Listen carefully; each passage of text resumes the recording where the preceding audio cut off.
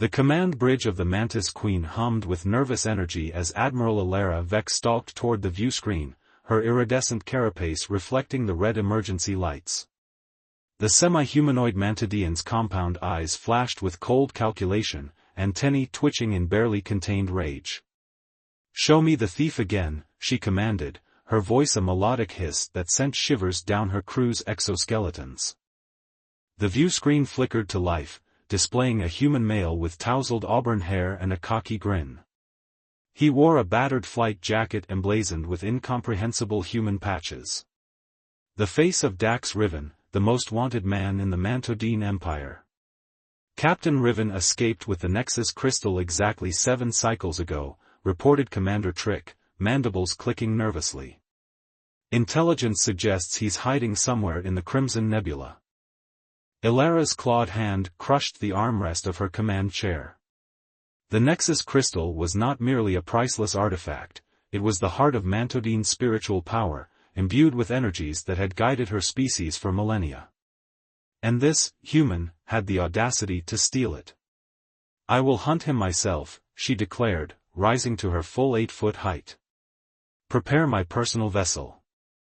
"Admiral," Trick protested, "protocol dictates." "I did not rise to command by following protocol," Alara cut him off. "The human has made this personal." Within an hour, Alara's sleek hunter ship, the Widow's Bite, sliced through the gaseous tendrils of the Crimson Nebula. Static crackled across her communications as the nebula's ionized particles interfered with her sensors. Come out, little human," she whispered to herself, adjusting the controls with practiced precision. Her species' natural hunting instincts made her the Empire's most feared pursuer. No prey had ever escaped Admiral Vex once she set her sights on them. A proximity alert blared. Alara's antennae twitched in satisfaction as a small craft materialized from behind a dense cloud of stellar dust, an outdated human vessel patched together from salvaged parts. "The Stardancer." "Riven," she purred into the comms. "This is Admiral Alara Vex of the Mantodine Empire. Return the Nexus crystal, and I might consider letting you live." There was a moment of static before a deep, amused voice responded. "Admiral Vex herself? I'm flattered. But I'm afraid I've grown rather attached to this shiny rock." Alara's mandibles clicked in irritation. "Impertinent creature. You cannot outrun me." "Watch me," Dax replied, and his ship suddenly accelerated, diving deeper into the nebula. The Widow's Bite gave chase, Alara's hunter's instincts fully engaged. The human was skilled, she had to admit, as she watched him navigate through treacherous gas pockets and gravitational eddies with remarkable intuition. "You fly well, for a soft skin," she transmitted, closing the distance. "And you're persistent, for a bug," came the reply, followed by a wild maneuver that sent the Stardancer spiraling around a cluster of newborn stars. The chase intensified, their ships dancing a deadly ballet through the nebula's crimson veils. Alara found her respect for the human's abilities growing despite her rage. Most would have surrendered or perished already. Finally, the Widow's Bite locked its tractor beam onto the Stardancer, halting its flight. Alara's victory seemed assured as she prepared the boarding protocols. "End of the line, Riven," she transmitted, mandibles spread in a predatory smile. "I look forward to meeting you face to face." To her surprise, a video feed opened, showing Dax Riven's face up close. He wasn't cowering as humans typically did before Mantodines. Instead, he winked at her. "Rain check on that date, Admiral," he said, holding up a glowing blue crystal that pulsed with inner light, the Nexus crystal.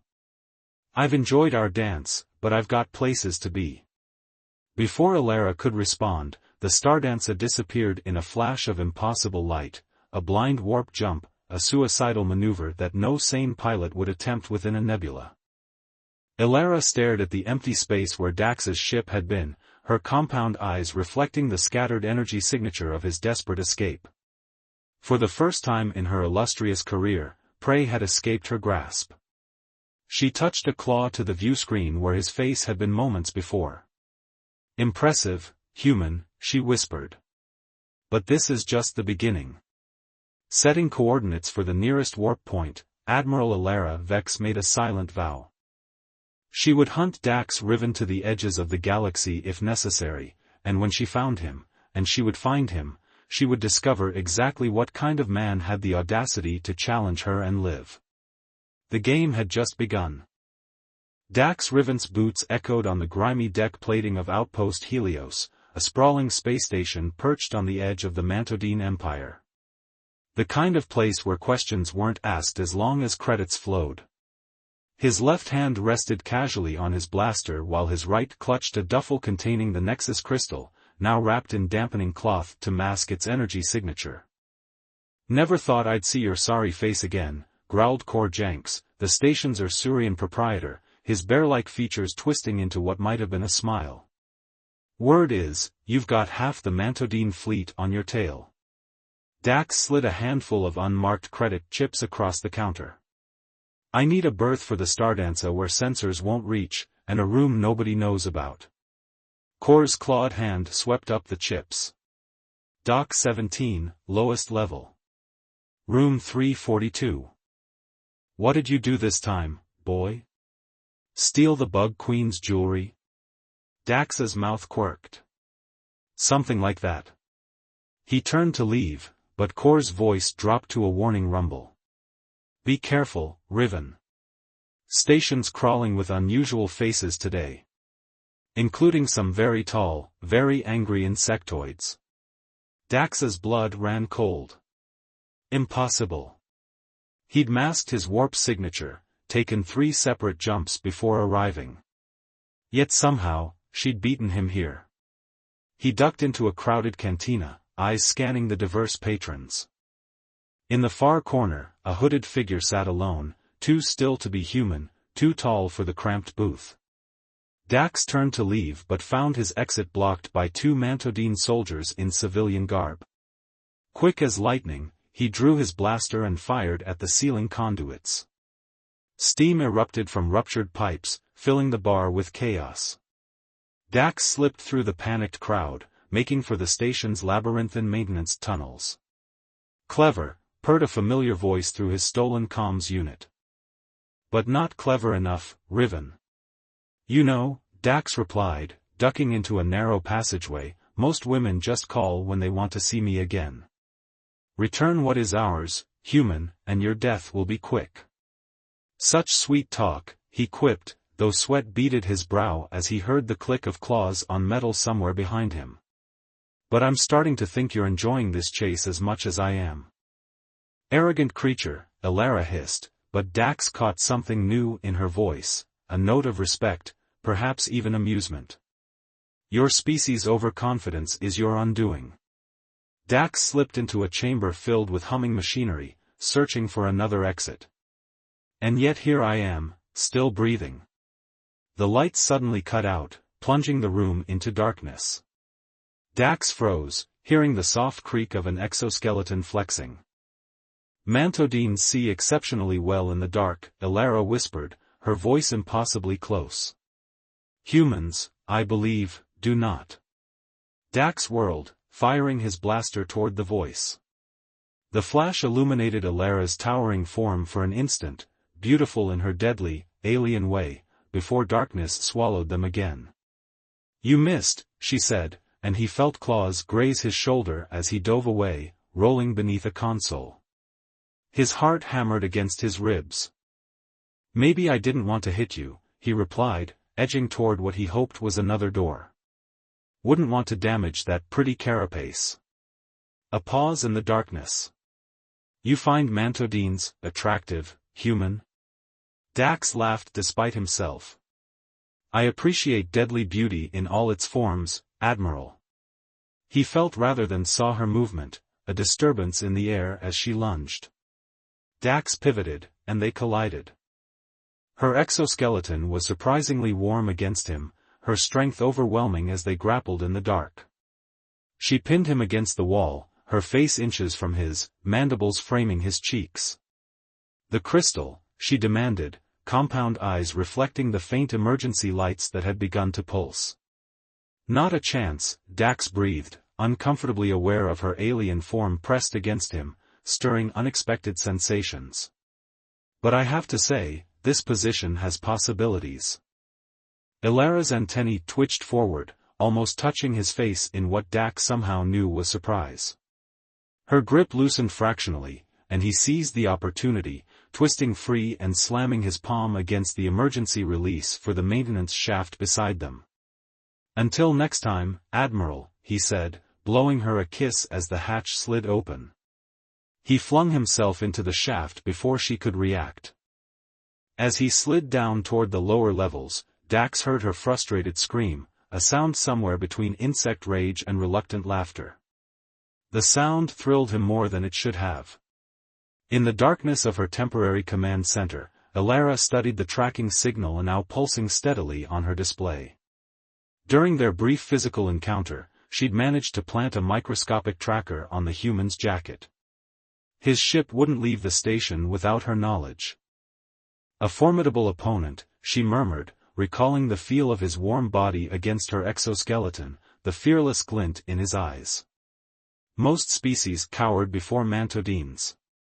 This one flirted. Ilara tried to focus on her mission, but found her thoughts circling back to their encounter. The human was her enemy, a thief who had stolen her people's most sacred relic. She should feel nothing but contempt. Yet beneath her rage burned something unexpected, fascination. She traced a claw along the console's edge, remembering how close she'd come to capturing him, how his breath had quickened when she pressed against him. "I will have you, Dax Riven," she whispered to the blinking tracker signal. "And when I do..." She left the thought unfinished, unsettled by the images her mind conjured. Images that had nothing to do with justice or duty, and everything to do with the intriguing warmth of human skin. Meanwhile, in the shadows of Outpost Helios, another presence watched both hunter and hunted. Cloaked figures with glowing violet eyes monitored their movements, their communications encrypted in a language neither human nor mantodine could comprehend. "The crystal carrier and the hunter have made contact," one whispered into a void-black communicator. "Both remain unaware of our presence." "Excellent," came the reply, a voice like dying stars. "The Void Collective requires that crystal. Watch them. When the moment comes, take them both." The Stardancer broke from Outpost Helios in a burst of thruster fire, weaving through the debris field that surrounded the ancient station. Dax's fingers danced across the controls, his face illuminated by the pulsing glow of the Nexus crystal, which he'd placed on the console beside him. "You're more trouble than you're worth," he told it, but his eyes lingered on its hypnotic blue surface.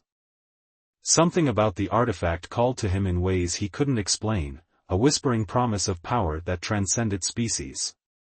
A warning klaxon jolted him from his reverie.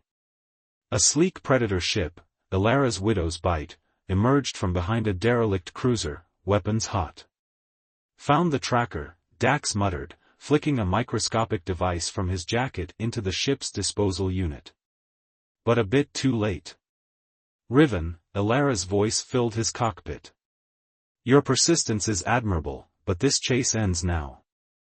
"You know," Dax replied, executing a tight spiral to avoid her initial volley, "I'm starting to think you just enjoy my company." A disintegration beam sliced past his port thruster, close enough to make his point. "Surrender the crystal," she demanded. "Or I will tear your ship apart piece by piece."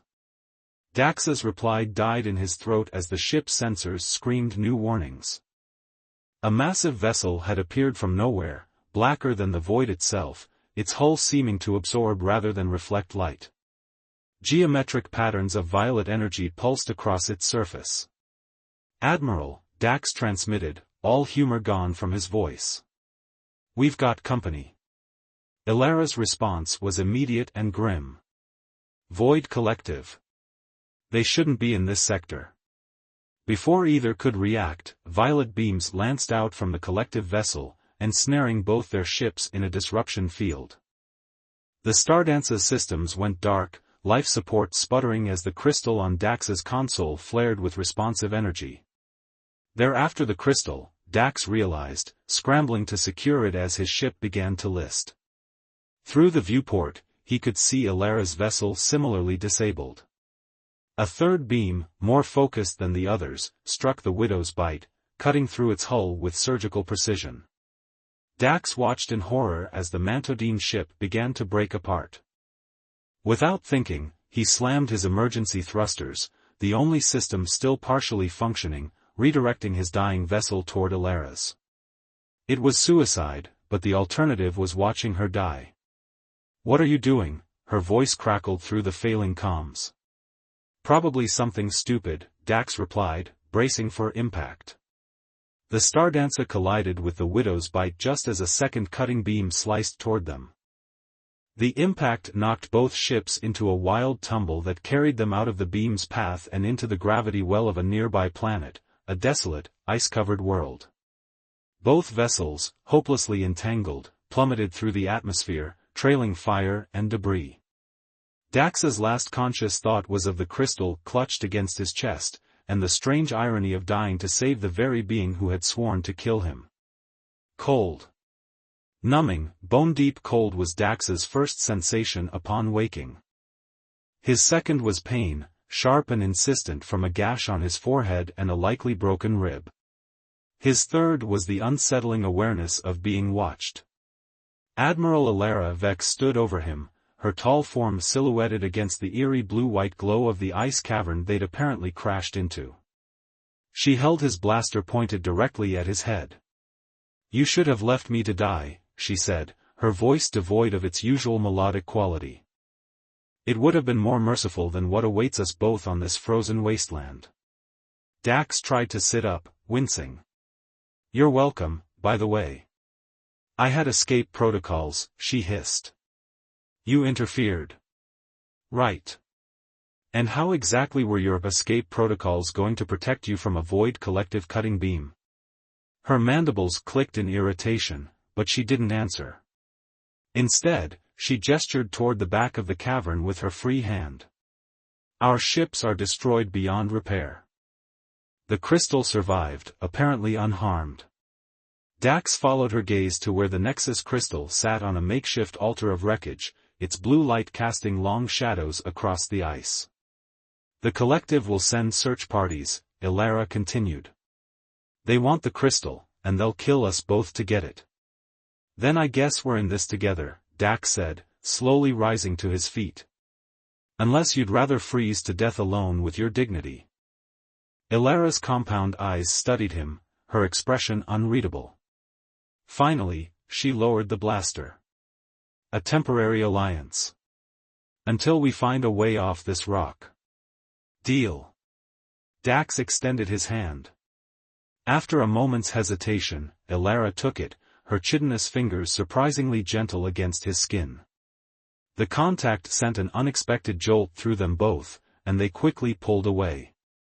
"Your body temperature is dropping dangerously," she observed, clinical detachment replacing whatever moment had just passed between them. "Mantodines regulate heat more efficiently than humans." Before Dax could respond, she began dismantling parts of their crashed ships, repurposing components into what soon became a rudimentary heater. Her movements were precise, methodical, the actions of a being accustomed to survival. "You're full of surprises, Admiral," Dax commented as warmth began to fill their icy sanctuary. "I was not always an admiral," she replied, her back to him as she worked. "Before the military, I survived alone in the death marshes of my homeworld for 3 cycles. This is familiar." Night fell quickly on the frozen planet, bringing temperatures that dropped even further. The makeshift heater struggled against the deepening cold. Dax found himself shivering uncontrollably despite huddling near the warmth. "Your biology is failing you," Alara observed, watching him from across the blue glow of the crystal. "You require additional heat." "I'll be fine," Dax said through chattering teeth. Without warning, Alara moved to his side of the cavern and settled beside him, her large form curving around his. The warmth radiating from her exoskeleton was immediate and intense. "What are you doing?" Dax asked, both grateful for and discomfited by her proximity. "Ensuring your survival," she replied matter-of-factly. "My mission requires the crystal returned to the Empire. If you die, I must carry both you and it across this wasteland." "Inefficient." "How romantic," Dax murmured, but found himself leaning into her warmth. As the night deepened, something shifted between them. Perhaps it was the isolation, the shared brush with death, or simply the primal comfort of another living being in the vast, frozen emptiness. Whatever the cause, Dax became increasingly aware of the rhythm of Alara's breathing, the subtle shifts of her exoskeleton, the unexpectedly soft places where it joined. "You could have left me to die," Alara said suddenly, her voice quiet in the darkness. "Why risk yourself for an enemy?" Dax was silent for a long moment. "I don't know," he finally admitted. "Instinct, maybe. Or maybe I just couldn't stand the thought of never seeing you again." He meant it as a joke, but his voice betrayed him, carrying too much truth. Alara's antennae brushed against his face, an intimate gesture that sent warmth coursing through him unrelated to temperature. "You are a peculiar human," she said, but there was no malice in her voice. "And you're not what I expected from the terror of the Mantodine fleet," he replied. Her mandibles clicked softly, a sound he was beginning to recognize as amusement. "What did you expect?" "More executing, less cuddling." This time she made a sound that could only be described as laughter, melodic and alien and somehow beautiful. Dax found himself laughing too, the absurdity of their situation crystallizing between them. When the laughter faded, something else remained, a tension, electric and undeniable. Dax turned to face her, their bodies still pressed together for warmth. "Admiral," he started, but she silenced him with a gentle claw against his lips. "Alara," she corrected him. "If we are to die on this forsaken rock, you might as well use my name." "Alara," he repeated, the name like honey on his tongue. "I'm beginning to think stealing that crystal was the best decision I ever made." Her compound eyes caught the blue light, fracturing it into 1,000 points of brilliance. "And I am beginning to question everything I thought I knew about humans," she whispered. "About you." The moment stretched between them, a fragile bridge across species and empires. Then, driven by impulses he couldn't name, Dax leaned forward and pressed his lips to the smooth carapace of her face, just below her eyes. Alara went perfectly still, her antennae rigid with surprise. For a terrible moment, Dax thought he'd made a catastrophic mistake. Then, slowly, her arms encircled him, drawing him closer with a gentleness that belied her strength. "Explain this human gesture," she said, her voice vibrating against him. "It's called a kiss," he replied softly. "It means, I'm glad we're not trying to kill each other. At least for now." Her mandibles parted slightly, her version of a smile. "Your explanations require improvement, Dax Riven. But your actions, those I find increasingly adequate." As the frozen night enveloped them, enemies became reluctant allies, and allies became something neither had words to define. The Nexus crystal pulsed beside them, its light seeming to intensify with their proximity, its ancient energies responding to connections that transcended the boundaries of species and empires. Outside, the howling winds carried the first scouts of the Void Collective, their violet eyes scanning the white wasteland, drawing ever closer to the cavern where hunter and hunted had found unexpected sanctuary in each other's arms. Dawn broke over the frozen wasteland, casting prismatic light through the ice walls of their cavern shelter. Dax woke still entwined with Alara, her exoskeleton radiating a comforting warmth against him. For a moment, he allowed himself to enjoy the alien intimacy before the reality of their situation crashed back. "They're close," Alara said, her antennae twitching with heightened awareness. She had been awake for some time, listening. "The Void Collective. I can sense their energy signatures disturbing the magnetic field." Dax reluctantly pulled away from her and moved to peer through a crack in the ice wall. In the distance, dark figures moved across the snow, their forms too geometric to be natural, violet light pulsing beneath what might have been helmets. 3 search parties that I can see, he reported. Maybe a dozen collectors in total. Ilara joined him at the viewpoint, her tall form pressing close in the narrow space. We need to understand what they want with the crystal. It's not merely a power source, or they would have seized it already from a less complicated target. Good point, Dax agreed. They attacked when we were together. Maybe they need both of us for some reason. He glanced at the Nexus crystal, which seemed to pulse in response to his attention. Or maybe the crystal reacts differently to different species. Ilara's compound eyes narrowed in thought. The Nexus crystal was in Mantodine possession for millennia. Our scholars theorized it was created by an ancient race as a bridge between species, a tool for understanding or communion. But such theories were dismissed by the military leadership as spiritual nonsense. Well, you're the military leadership now, Dax pointed out, and you're spouting those theories. Her mandibles clicked in what he now recognized as amusement. Perhaps proximity to you has damaged my sense of propriety, human. Dax grinned. I've been accused of worse. Their moment of levity evaporated as a violet scanning beam swept across the entrance to their cavern. Both flattened against the wall, barely breathing until it passed. We need a plan, Dax whispered. Preferably one that doesn't end with us dissected in a collective laboratory. Ilara reached for the crystal, lifting it carefully. First, we need information. The collective has been consuming star systems at the galactic rim for decades, but this is the furthest into the interior they've ventured. And suddenly they're interested in an ancient Mantodine relic, Dax added. Not a coincidence. Acting on instinct, he placed his hand alongside Ilara's on the crystal's surface. The effect was immediate and startling. The crystal's blue glow intensified dramatically, and patterns of light began to swirl beneath its surface, forming what looked like a star map. A coordinate system, Ilara breathed, her scientific mind quickly analyzing the patterns. It's showing the path of the Void Collective's expansion. And their next target, Dax added grimly, pointing to a pulsing point of light. That's the Mantodine homeworld. Ilara's posture stiffened. My people. And after that, human colonies, Dax continued, tracing the projected path. They're not just random raiders, they're engaging in systematic expansion. The crystal's light suddenly condensed into a central beam that projected a holographic image, a massive structure resembling a temple or cosmic forge. That's their central processing hub, Ilara realized. Where they convert captured stellar energy into whatever powers their technology.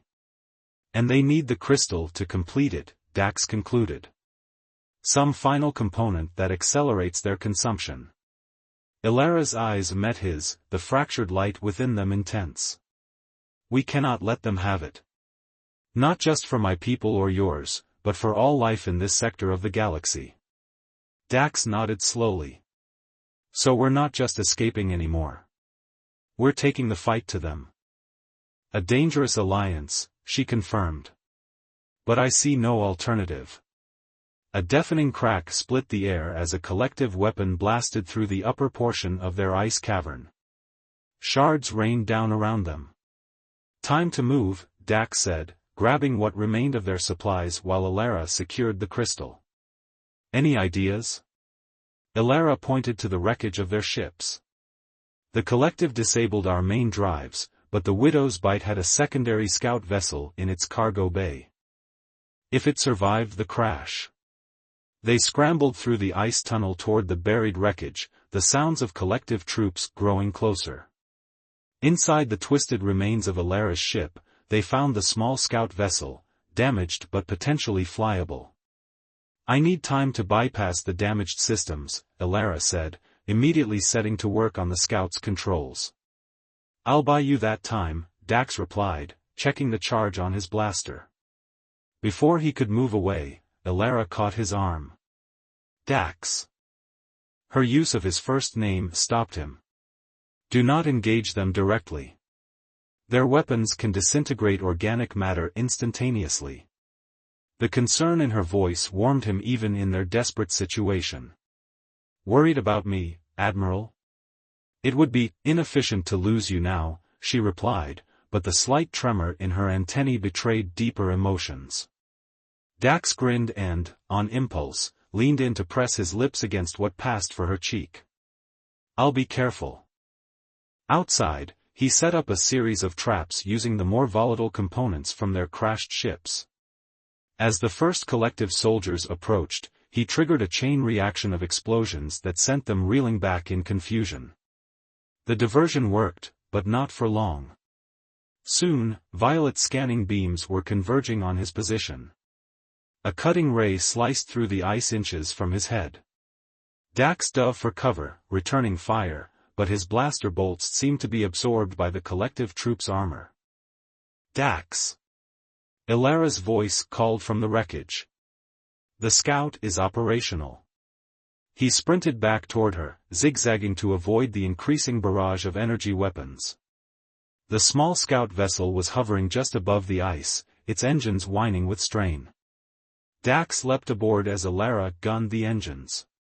The scout shot forward, skimming the surface of the icy wasteland as collective troops gave chase. A cutting beam grazed the vessel's rear stabilizer, sending them into a wild spin. "Hold on," Ilara warned, her four arms working the controls with incredible dexterity. She pulled the scout into a near-vertical climb, pushing its damaged systems to their limits. As they broke atmosphere, the vast blackness of the Void Collective mothership loomed above them, a geometric nightmare of angles that seemed to defy normal space. "We can't outrun them," Dax realized. "Not in this damaged scout." Ilara's mandibles set in a hard line. "Then we don't run. We infiltrate." "That's insane," Dax said, then grinned. "I like it." The scout vessel turned, not away from the massive collective ship but toward it, aiming for what appeared to be a maintenance access point. Ilara killed the engines just before impact, letting momentum carry them silently into a secondary docking bay. They slipped from the scout into the cavernous interior of the collective vessel. The architecture was unlike anything Dax had ever seen, angles that hurt the eye to follow, surfaces that seemed to absorb not just light but sound and thought. "The crystal is responding to something," Ilara whispered, indicating the Nexus crystal which now pulsed with increasing frequency. "It's guiding us." They followed its pulses through corridors that felt like moving through the inside of some vast, alien mind. Occasionally they glimpsed collective workers, biomechanical entities that seemed partly organic, partly constructed, their forms suggesting they had once been members of various species before being somehow converted. The crystal led them to a central chamber where energy from countless consumed stars flowed through conduits into a geometric structure, a receptacle that seemed designed specifically for the Nexus crystal. "They're using harvested stellar energy to pierce the boundaries between dimensions," Ilara deduced, studying the machinery with scientific precision despite their danger. "The crystal is the final key, a stabilization matrix. So without it, their whole operation falls apart?" Dax asked. "Or implodes," Ilara corrected. "Taking a significant portion of this sector with it." Their whispered conversation was interrupted by the appearance of a collective overseer, larger than the others, its biomechanical form incorporating elements that might once have been Mantodine. "The crystal carriers have arrived," it intoned, voice resonating from multiple points around the chamber. "The Union is at hand." Dax and Ilara found themselves surrounded by collective troops, their weapons trained on them. "The crystal," the overseer demanded, extending what had once been an arm. "It belongs in the heart of the collective." "Why?" Dax challenged, buying time as Ilara subtly analyzed the energy flow systems around them. "What do you need it for?" "Expansion. Perfection. The unification of all life forms into the supreme consciousness," the overseer replied, its voice devoid of emotion. "The crystal will allow us to accelerate the harvest 1,000-fold. "You mean genocide," Elara said coldly. The consumption of free species into your collective. Freedom is inefficiency. Individuality is waste. In the collective, all are one. All serve the greater purpose. The overseer moved closer. You will join us. Your minds will contribute to our perfection. A collective soldier wrenched the crystal from Elara's grasp. The overseer took it reverently, moving toward the central receptacle. Dax caught Elara's eye, seeing her plan in the subtle shift of her antennae. As the overseer raised the crystal toward the receptacle, Dax lunged forward, tackling the biomechanical being. The crystal flew from its grasp, arcing through the air. Elara leapt with incredible Mantodine agility, catching the crystal mid-flight. In the same motion, she slammed her fist into an energy conduit that she had identified as critical.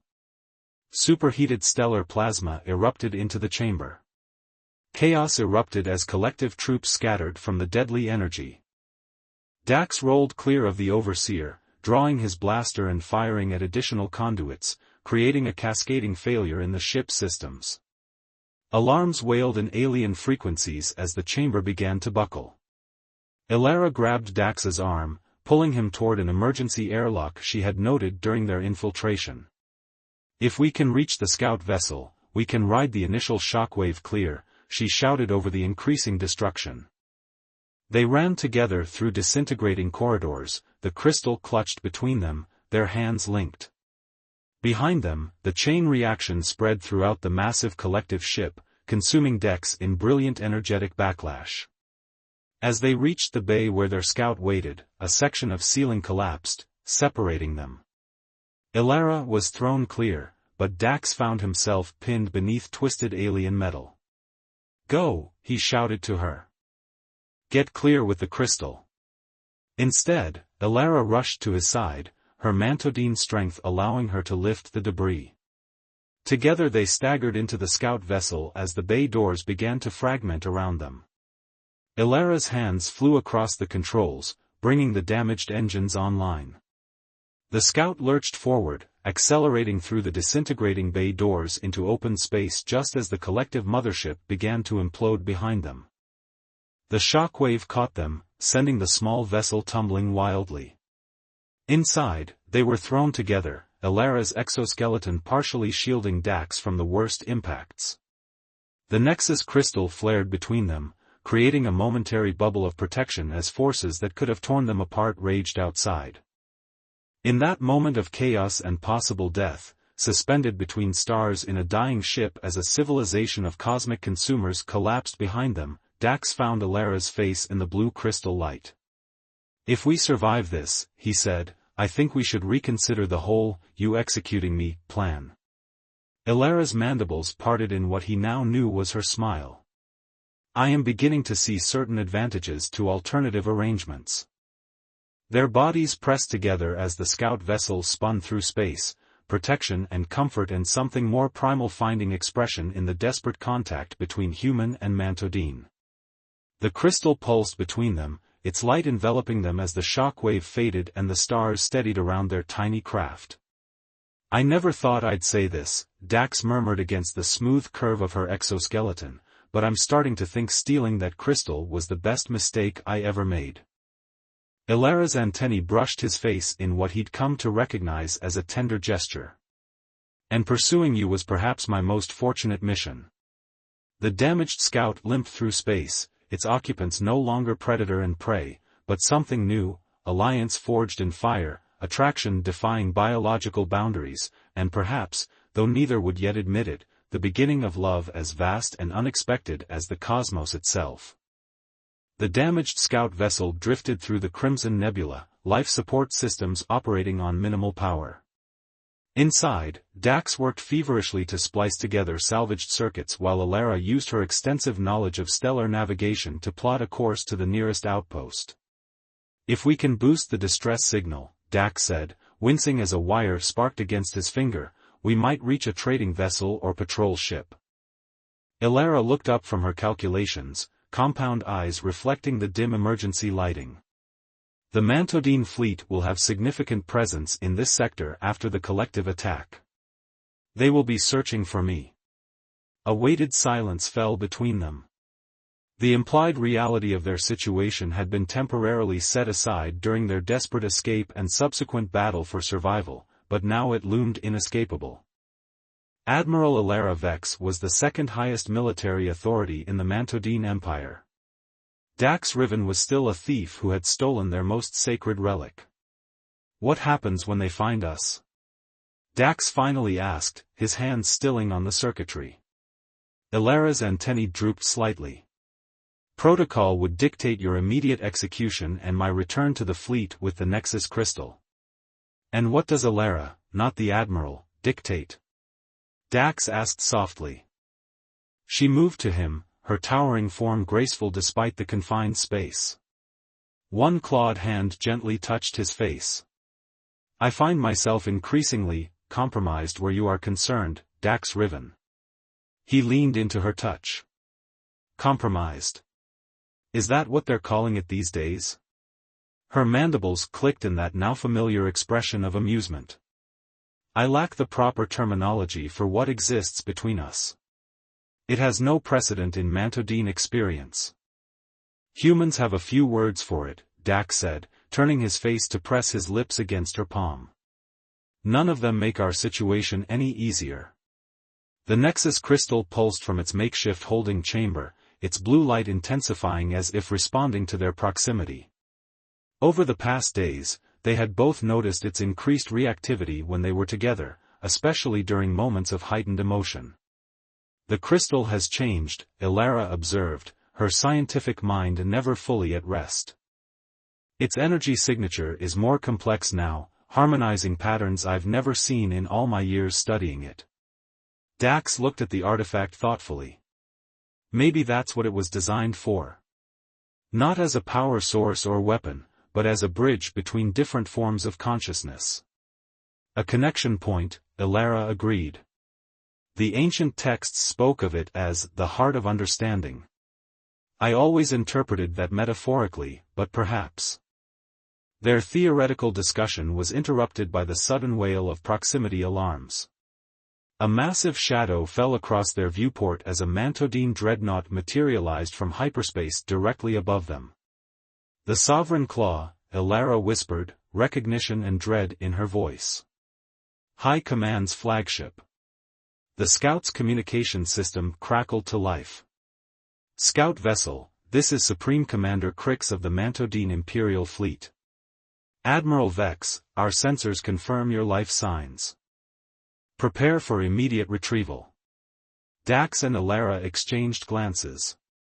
No mention was made of the human life sign surely detected alongside hers. A trap? Dax asked quietly. No, Alara replied. A courtesy. Crix's was my mentor. He's giving me an opportunity to resolve this situation according to my judgment before official protocols engage. She moved to the communication panel but paused before responding. Dax, He stopped her with a gentle hand on her arm. Whatever you're about to say, save it. I knew what I was getting into when I stole that crystal. He smiled crookedly. Well, maybe not exactly what I was getting into. Alara's antennae trembled with emotion. What I must do is your duty, he finished for her. I understand. She squared her shoulders and activated the comm, Supreme Commander, this is Admiral Vex. I am ready for retrieval. However, I must inform you that I am accompanied by a consultant who has been instrumental in the defeat of a Void Collective mothership and the protection of the Nexus crystal. I request special diplomatic status for this individual pending full debriefing. A long pause followed before Crix's voice returned, heavy with implication. Understood, Admiral. Prepare for tractor beam lock in 30 seconds. As the comm went silent, Dax raised an eyebrow. Consultant? A temporary designation, Alara said, her voice professional once more. It will keep you alive until I can explain the full situation to High Command. And what exactly is the full situation? Dax asked, stepping closer to her. From where I'm standing, it looks like a Mantodine admiral has developed feelings for a human thief, which is probably an executable offense in both our societies. Ilara's compound eyes studied him intensely. Is that what has happened, Dax Riven? Have we developed feelings? The tractor beam engaged before he could answer, bathing the scout in pale green light as it began to draw them toward the dreadnought's massive docking bay. Within an hour, they stood in the Sovereign Claw's grand audience chamber. Supreme Commander Crix towered even over Ilara, his battle-scarred exoskeleton reflecting the harsh lighting.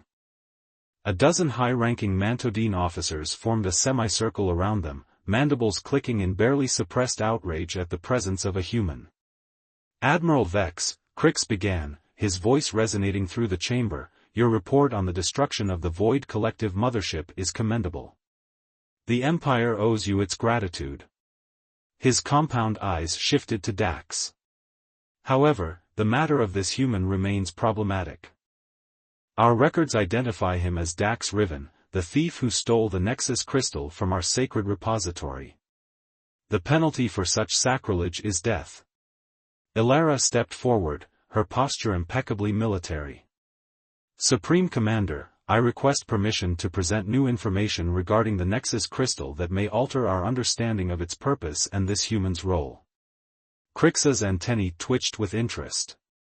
Proceed. Ilara gestured, and an aide brought forward the crystal on a ceremonial cushion.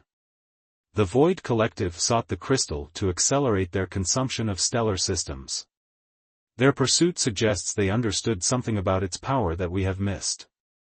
During our ordeal, I observed unprecedented behavioral patterns in the artifact. She took the crystal and then, to the visible shock of the assembled Mantodines, extended her hand to Dax. After a moment's hesitation, he joined her, placing his hand alongside hers on the crystal's surface. The effect was immediate and undeniable. The crystal flared with brilliant blue light, projecting a holographic display of intricate patterns and ancient symbols that filled the chamber. The patterns shifted and flowed, more complex and beautiful than anything the crystal had produced in centuries of Mantodine study. The ancient texts speak of the Nexus crystal as a bridge between consciousnesses, Ilara explained, her voice steady despite the radical nature of her demonstration. Our scholars dismissed this as metaphor, but I believe it is literal truth. The crystal responds to connection between different forms of sentient life. It was never meant to be hoarded by one species, but to facilitate understanding between many. Murmurs of disbelief and outrage rippled through the assembled officers. Crix raised a claw for silence, his expression unreadable.